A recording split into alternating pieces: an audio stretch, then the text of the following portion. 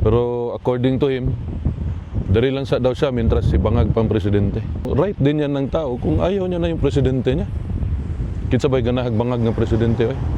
Sabi ko nga pag sinabi niyong, may sinabi kayong masama sa presidente at nasakyan niya ni sino tong bunganga ng presidente, huwag niyo nabanggit pangalan, ayaw ko rin siya makilala. Pag nabanggit at nabanggit nga niyan, tapos darating doon sa tenga nila Remulla, diretso ka ng inciting to sedition. Bayad na yan lahat. Huwag na lang galing yan lahat sa intelligence fund ng Pilipino. I give it to the Davaoenos. Kung anong desisyon nila, doon ako. Anong desisyon ng pamilya ko, ng mga anak ko, doon ako. Pero ako personally, mas nindot siguro, mamasol na lang tadya samal. Fisherman, occupation, fisherman. Nga musokol og bangag. Hapon, Congressman Paulo Duterte. Kumusta po si Tatay Digong? Okay naman siya, kumakain. Medyo tumaba nga, medyo yun lang nga, yung sa legs niya kasi walang exercise, medyo lumiit talaga. Pero healthy siya. Inaalagaan naman siya ng mga doktor dyan sa loob. May pag-asa pa ba tayo na makabalik si Tatay sa ating sarili?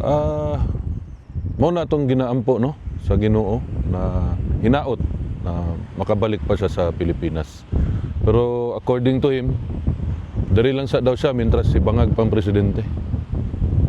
May mensahe daw siya kung sa mga kababayan natin Pilipino at sa mga militar.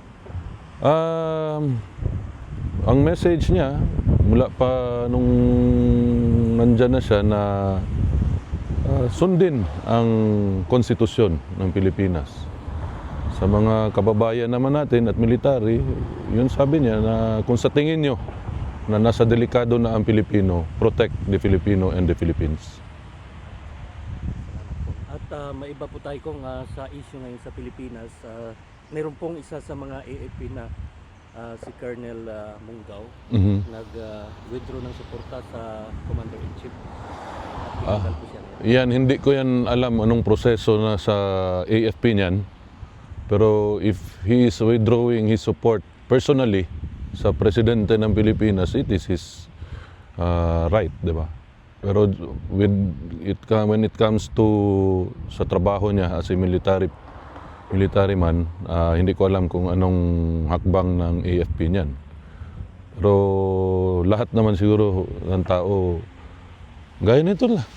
Human rights. Oh. Right din yan ng tao kung ayaw niya na yung presidente niya. Kinsabay ganahag Bangag ng presidente. About kay General Popes kung pinasulat siya ngayon ng No.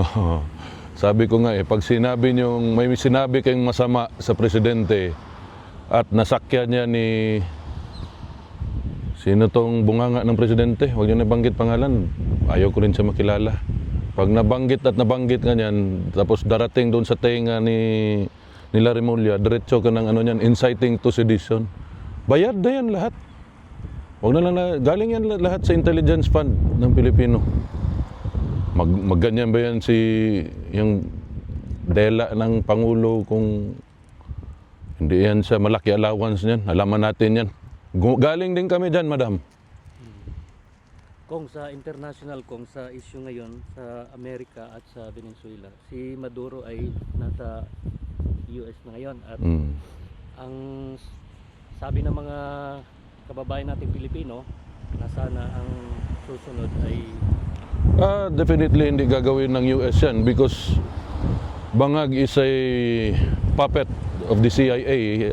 Alam naman ninyo lahat yan, linabas na yan ang lahat ng inano lang nila.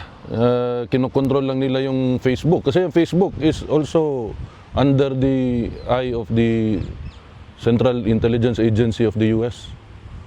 So kaya isuppress talaga nila yung mga balita na ganyan. Alam natin yan, alam nyo man yan mga Pilipino, hindi man kayo bobo. Hindi kagaya ng nakaupo dyan, walang pinag-aralan.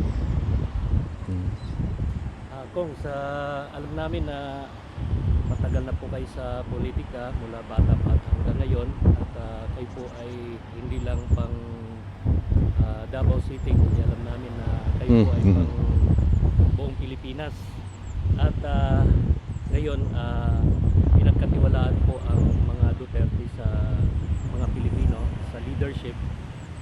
ang tanong namin kung after sa term po ninyo as congressman, maasahan ba namin na tatakbo ka sa national? Maging ano ako, bodyguard ni Alvin dito sa Hague. I leave it to the Davaoenos, no? My political career started in Davao City, and I give it to the Davaoenos. Kung anong desisyon nila, doon ako. Anong desisyon ng pamilya ko, ng mga anak ko, doon ako. Pero ako personally, mas nindot siguro, mamasol na lang tadya samal. Fisherman, occupation, fisherman. Nga musokol og bangag. Halos ngayon kung sa mga na-interview namin sa mga sa survey sa mga Pilipino lang personally, gusto nila Duterte. Okay na kayong go? Si Kitty na lang, pati si Inday. Pwede na, qualified na si Kitty na lang. Labad sa ulo na. Pero sige lang, Ginoo ra may naibalo sa ato ang padulngan aning kinabuhi. So, ulat lang ta, no? Kung asa ta dalhon sa Ginoo. Congressman Pulong, mensahe nyo lang po sa mga kababayan natin. Lalong ngayon is actually the celebration of the Feast of the Nazarene. Ano po yung gusto nyong ibahagi sa ating mga kababayan, sir? Kung may kapwa Pilipino, dako kayo nga sa kinabuhi nga kita nagtuo o Ginoo. No, kay siyempre magbaton tag kahadlok kay naa ang Ginoo. Mahadlok ta mangawat og kwartas gobyerno kay naa ang Ginoo. So nindot na nga pamaagi nga atong i-renew atong faith sa ato ang Ginoo para magbaton tag disiplina og kahadlok tungod kaniya. Sa mga Pilipino nga gasuporta sa amo ang pamilya, daghang salamat kaninyong tanan og amping. Maraming salamat po. Salamat.